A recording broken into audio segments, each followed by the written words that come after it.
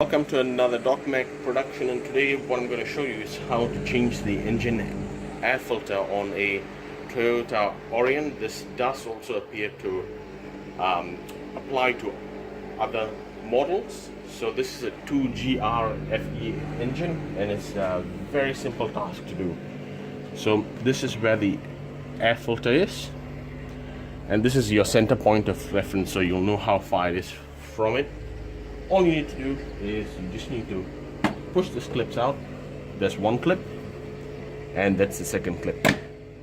That's done. So now there are two grooves here. It's very similar to the 2.5 liter Toyota Camry, and what you need to do is you need to lift it up and pull it out like so. So now there are some coils going in here. You don't want to damage them, so you can pull it up enough and you can just lift the filter out, and then you can just change it to the new one that you like. If your filter is not too dirty, then you will be able to just clean it or dust it off and then just reinsert it again. So I'll just show you how it looks. So there you go. Must be extra careful not to nudge the hose, and there you go. So that is how the filter looks, and you must make sure that you put the filter back the way that you have taken it out.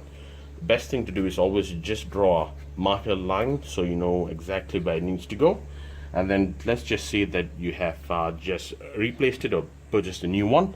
You can just lift this back up slowly, very slow, and then just fit it back in groove nicely.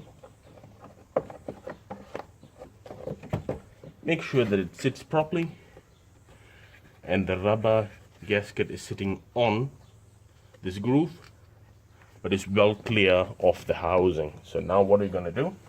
So you're going to make sure you push it back into these two tabs like so, and then we can press it down here, clip it back like so, and that's the last one. And that is your engine air filter changed. It is that easy. If you like this video, please consider clicking that like button and subscribe for more videos, and feel free to comment. Thanks, have a great day, bye.